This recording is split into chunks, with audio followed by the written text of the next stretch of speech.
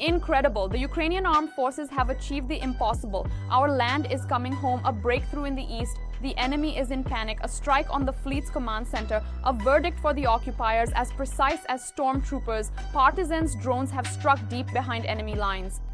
3 encirclements at once, which the prisoners can attest to. The enemy is in panic, a complete rout. Russia has never suffered a defeat like this before. The Ukrainian Armed Forces are in control of the initiative.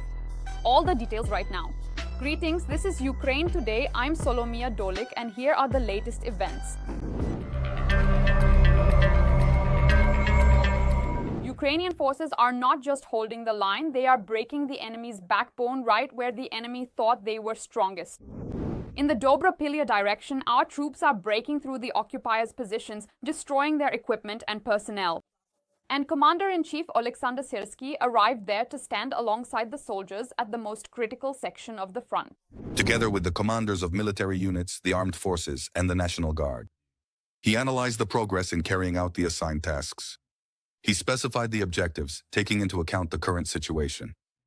Our defense forces have cut through the so-called Dobropillia salient of the enemy and are doing everything possible to inflict maximum losses on the Russian occupiers. He noted that over the past day, Ukrainian troops regained control of more than 2 additional square kilometers of Ukrainian territory and conducted strike and search operations to destroy Russian forces over an area of 3 square kilometers in the Pokrovsk district of Donetsk region. Our assault units have advanced from 100 to 1,400 meters in certain directions. During the fighting here, 52 occupiers were eliminated, and the total enemy losses for the day amounted to 80 soldiers. Meanwhile, on the Pokrovsk front, the enemy has started to be pressured from all sides. Russian military bloggers are lamenting about 3 encirclements, and intelligence confirms that the occupiers' escape routes are rapidly shrinking. And it's only a matter of time before their encirclement becomes irreversible. Our soldiers are putting pressure on the enemy in the east. Deep behind enemy lines, those whom he fears the most, the partisans, continue to operate. Agents of the movement also conducted reconnaissance of the information and computing center of Russia's Black Sea Fleet in Sevastopol. This is essentially the brain and nervous system of the entire army. It is here that data is collected and analyzed, troops are coordinated, and even networks are protected from cyber attacks. Without its operation, the fleet loses the ability to conduct combat actions. It's no coincidence that the center's facilities have already been targeted in attacks near Sakarna Holovka and Shabalina Street. Reconnaissance is also ongoing. All the collected data has already been passed on to Ukraine's defense forces. Any information about depots and the movement of equipment is important. And while the enemy tries to maintain control through their command centers, our assault troops are destroying them wherever the enemy has already managed to dig in. The fighters of the 225th Separate Assault Regiment showed how a single missile can turn the occupier's shelter into a crater. Powerful, precise, and merciless.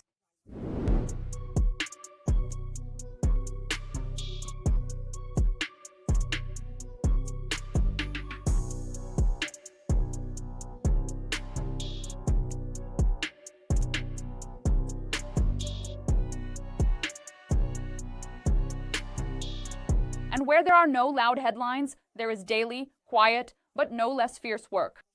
On the Syrskyi direction, under the command of Apache, the enemy is struck by drones working in tandem with the legendary Baba Yaga. Shelters, equipment, and enemy personnel are burning. It's not easy there.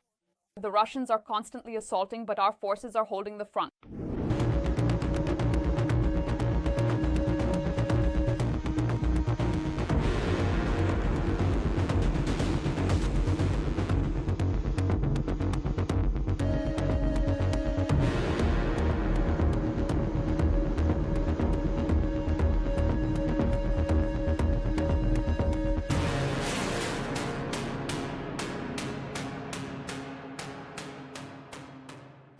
These are far from isolated incidents in this direction. And if Apache drones operate there during the day, then at night there are even more eyes in the sky. The fighters of the Sikhnam Battalion of the 53rd Brigade are not just holding the line. They destroy equipment, break up assaults, and respond instantly when the enemy tries to advance under cover of darkness. Another attack and another defeat for the occupiers. Let's take a look at how it happened.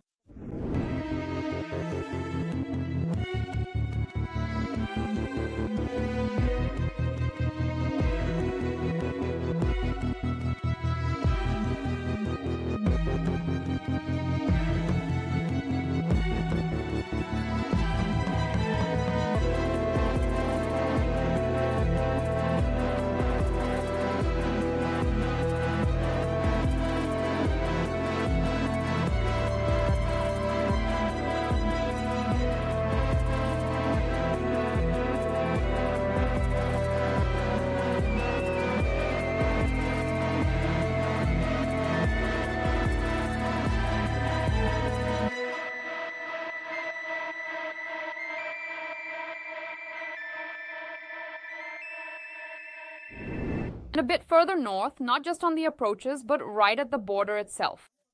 Every voice matters. Join our community, support independent journalism and help us bring you the truth from Ukraine. Become a member of Ukraine today. Join us now. The enemy is taking a beating there too. In the Kursk region, fighters from the steel border of the 15th Border Detachment repelled an assault and eliminated 2 Russians. Artillery, precision and our complete superiority on our own land. When border guards strike back right at the border, it's not by chance, it's part of a larger defense mechanism. And this mechanism is already learning to spot the enemy earlier and hit them more precisely. The commander of the Achilles drone regiment explains how, in the Vovchansk direction, the tactic of advancing through forests is increasingly being detected. And therefore, even more assault groups are being destroyed. This is not just about fighting at the border. It's about how we turn information into strikes. In my opinion, it is very, very important to work hard to maintain a steady defensive dynamic over the next month to month and a half. After that, it will become a bit easier in terms of being able to detect the enemy in a timely manner. It will be easier for us to detect the enemy, which means we will be able to destroy a greater number of assault groups as well as sabotage and reconnaissance units. And if we talk about Kupiansk itself, right bank, left bank, the situation on the left bank remains unchanged. The defense forces are holding this bridgehead. What we see from the sky and on the map also has a human side, one that is humiliating for the enemy. Our assault troops capture prisoners alive, and these prisoners talk about fear, panic, and orders to kill themselves rather than surrender. One of these Russians is a Russian Marine who chose life and testifies about the realities that their commanders are hiding. This Russian Marine chose life and surrendered. His commanders ordered him to kill himself rather than surrender and frightened him with stories of terrible torture and captivity. So far, the worst thing that has happened to the young man was voluntarily agreeing to an interview and facing a few tricky questions. According to the prisoner himself, he explicitly stated that he went to war against Ukraine primarily to avoid a lengthy prison sentence, and his entire military training period lasted only a single week. Patri, I just saw 3 people killed right before my very own eyes. Our Don's hunt. Ukrainian drones drop munitions and destroy enemy drones and ambushes. The soldiers of the 53rd Separate Mechanized Brigade demonstrated effective tactics for countering enemy FPV drone ambushes. They detect so-called drone ambushes and destroy them with precise drops from other UAVs. The accompanying video shows how Ukrainian UAV operators detect these trapped drones and destroy them with precise drops of munitions. Strike after strike, Ukrainian drones hit the enemy's energy infrastructure with pinpoint accuracy. Each operation reduces the enemy's combat capability, and the fuel shortage is already being felt across Russia. But how is the Kremlin reacting to this, and why are their attempts to keep the situation under control futile? More on this in the story. The Russian armed forces are getting restless, and the scale of the chaos is only growing. They're not staying in their positions, not holding their ground, urgently evacuating. Just in the past few days, drones have attacked several Russian ports at once. In particular, they struck the Black Sea Fleet in Novorossiysk. According to Russian media, first surface drones struck the port, and a few hours later, the city center was attacked. As long as there's no official confirmation of damage, it's all just a violation of safety protocols. Someone's smoking in the swamps, even out at sea. As a result of the attack, operations at the Transneft oil loading facility and the Caspian Pipeline Consortium terminal near Novorossiysk were paralyzed. At the same time, 120 kilometers away in Sochi, a threat was also reported. Tourists began to be evacuated from the beaches due to the threat of surface drones.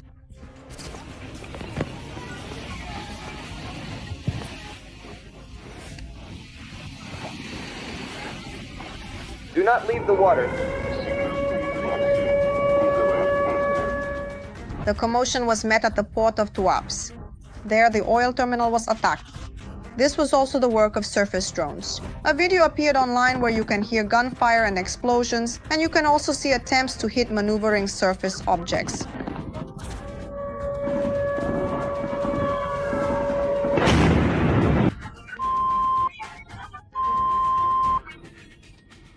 The drone approaches the pier and strikes, despite coming under fire, apparently from automatic cannons and machine guns, judging by the splashes around the drone. As we can see, unsuccessfully, one of Russia's largest oil terminals for transferring oil to tankers has been hit. The damage is indeed quite logical and entirely expected after the recent strikes on oil refineries and the significant destruction of critical installations vital to the operation of these essential plants. It is now clear that Russia is experiencing certain difficulties with fuel, with diesel fuel, and with gasoline. And after all, the significant strike on the crucial export gateways of those very same powerful oil and gas companies will undoubtedly also bring the Russians plenty of truly unpleasant moments, causing considerable disruption and concern. The transshipment points in Tuapse and Novorossiysk together could export 2 million barrels of crude oil per day. And that means that even a single day of shutdown is a huge loss for Russia. Russia is in a very difficult position, economically speaking.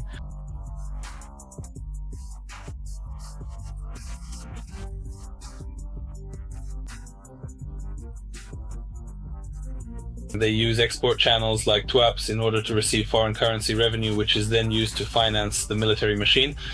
Today, this is still possible. This affects the fact that not just exports, but exports by percentages and even by tens of percent are decreasing. And this can trigger a domino effect when such strikes are repeated even in the thousands, leading to what I call the paper tiger simply collapsing. And there are also less obvious consequences.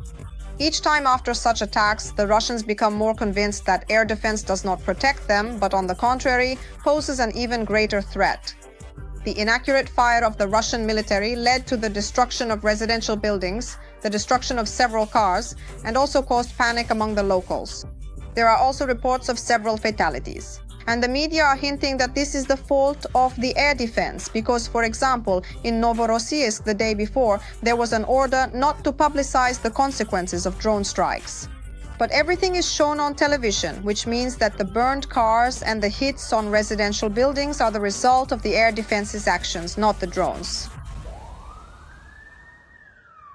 How do you assess the resilience of the Ukrainian defense on the front line? Share your thoughts in the comments. Don't forget to like the video and follow us for more updates. Stay tuned for the main news together with us. See you in the next segment.